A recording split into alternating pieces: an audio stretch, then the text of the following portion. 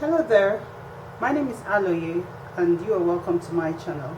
This is going to be my very first YouTube video, so for this particular video I'm going to start with goal setting. In this video I tell you 5 goals you can start with on your journey to financial independence. If you're just starting out on your financial journey and you're wondering where you should start, how to go about it, these 5 goals should be able to get you started. The first will be on making sure you are debt free. That means making sure you pay off all your debts as soon as possible.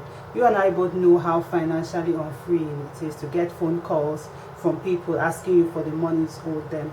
A few days ago I read on Facebook where a girl called out her friend who's owing her money for some time and she went viral. So this isn't really a really nice thing. This is not a nice situation to be in.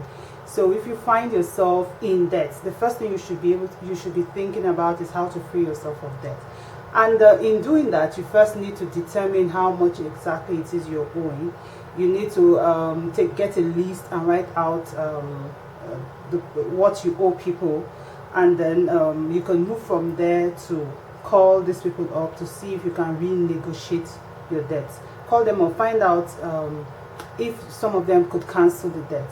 And then of course, if you have items that are unused, probably bought stuff on credit, you should try to return them so that you can reduce your debts as much as possible. Also, make sure you sell off items you can do without. Think of things that you've had sitting in your bedroom that you haven't been using, or stuff that you bought at the time you thought you needed them and they are just lying around. You could sell such things such items to be able to recover some money. But consider making sure you're debt free. Get a list of the people you're owing and make plans to pay them. There are lots of methods of repaying debts, but because this video isn't going to tackle each and every one of the goals, I may not talk about that in this video. I'm going to talk about it in subsequent videos, but for this video, one of your goals should be to be debt free. The second will be to improve your financial habits. And some of these habits are habits like saving, habits like delaying gratification. Check yourself out. If you find that you are an impulsive shopper, or you always watch stuff that you will need in a year, you will buy it in one day. If you're somebody who doesn't think before you spend, those are habits you need to work on. We've talked about the debt. So debt is one of the habits you need to try as much as possible to get out. Most people think that being a debtor is a financial issue. You know, it's an issue to a large extent, but the root cause of debt isn't necessarily financial. It's more of an individual, because you choose to be in debt. So debt is one of the habits you should try to get rid of. So also the habit of budgeting.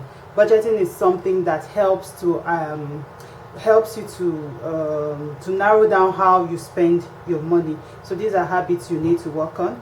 You need to consider spending less than you earn. Make sure at every given point in time the money you're spending isn't equal to what you are earning. If you're doing that, you'll just be living at a very average level. But once you work on the habits of spending less than you earn, you are on your way to financial independence, especially if that's not how you've been living. So once you're able to curb that habit of spending more than you earn, you know yourself that you are working towards financial independence. So that's why this is one of the goals you should have, to improve your financial habits. And also earn more than you spend. Most people talk about they spend less than you earn, but I realize that when you target earning more than you spend, you know, because this is where you can build your wealth, this is where you can build your finances, by making sure that you go out of your way to earn more than you spend. And for you to be able to earn more than you spend, you need to know how much you're spending. This involves tracking your finances to know exactly what it is you spend every month. I'll talk about this in another video where I elaborate on budgeting. So, but for the purpose of this video, I want you to set a goal, which is to improve your financial habits, which will involve this saving, like I talked about before, earning less than you spend, earning more than you spend, spending more than you I'm sorry about that, earning more than you spend, spending less than you earn, learning to delay gratification, delay payments for stuff. Do not be in a hurry to buy. Do not be impulsive in your buying. There's just a lot of things. There's so much you can learn about financial habits. And then the third will be to build an emergency fund. Most people don't see emergency fund as being financially free, but I see it as being financially free because there's nothing like having an emergency a day after you have splurged. You went out the day before, you spent a lot of money buying stuff, probably stuff you don't need, probably stuff that you need or you want, and then the next day you encounter an emergency. This is just the height of being financially not free. For me as a person, I really don't like stress. I don't like the situation of not being able to pay for stuff, especially when it has to do with things like health or a car issue in the house or something. You have a home issue with your plumbing or stuff in the house, and then you don't have the money to pay for it.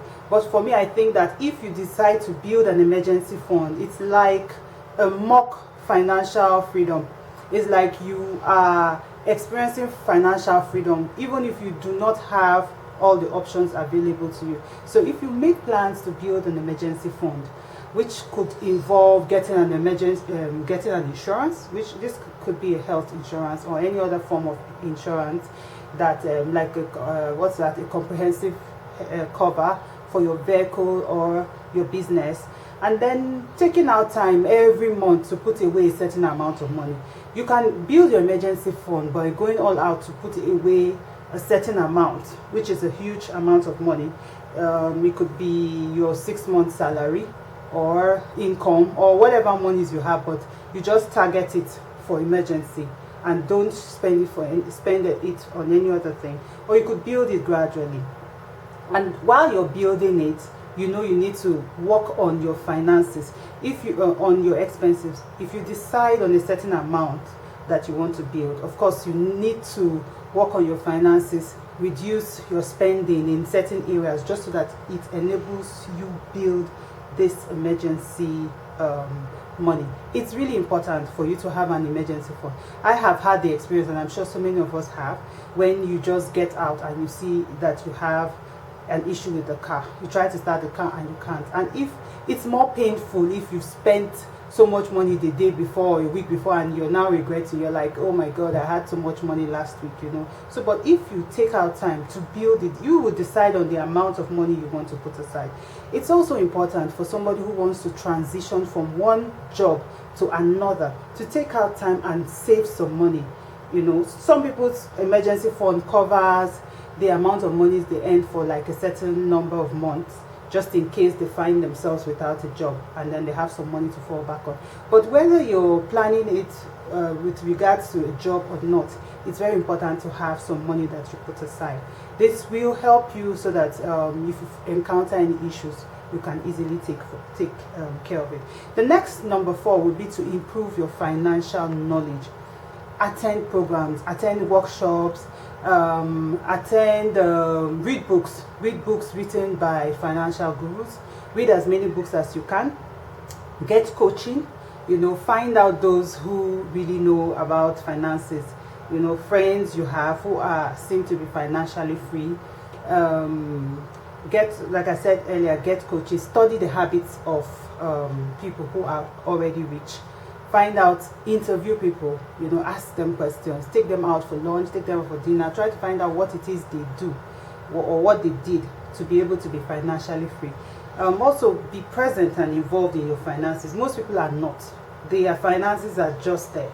They're waiting for something to happen. They want something to magically happen from out of the blues and make them financially free. You have to be in presence with your finances. Know at every point in time where your money is going. Know at every point in time what you have, what is your financial worth. So you need to be in present with your finances. And also you need to find out what kinds of investments are available and the ones that best suit you.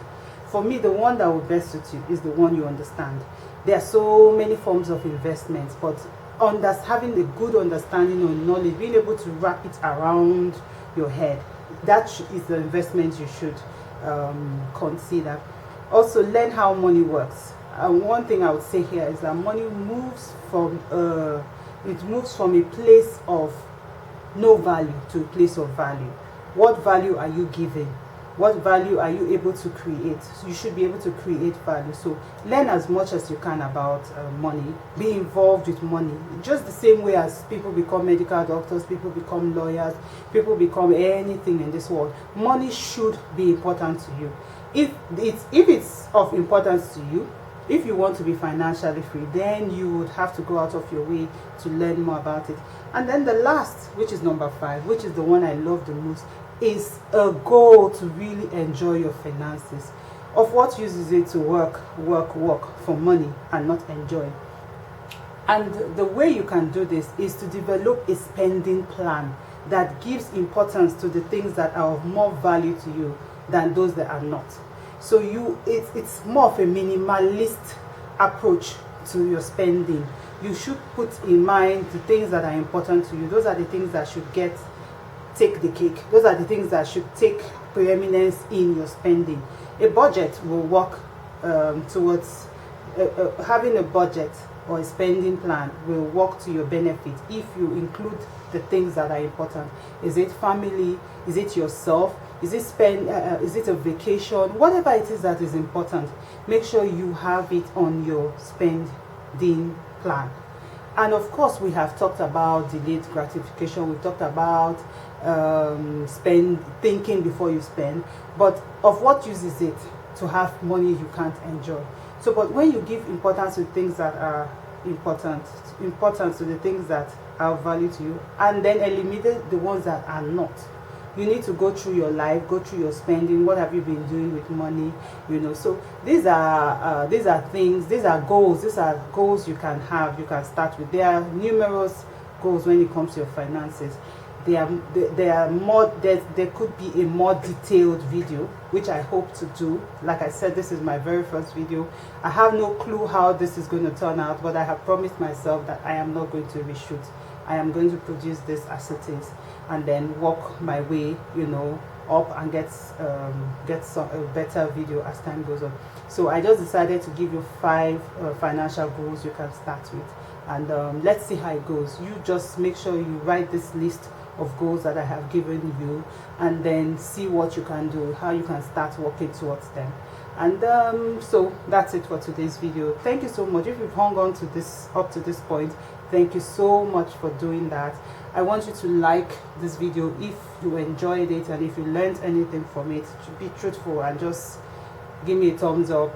And then of course, if you have any comments, if you have any questions you want to ask, if there's anything you think you want me to talk about in another video, please list it in the comments. Thank you so much for watching, and you do be safe. Bye.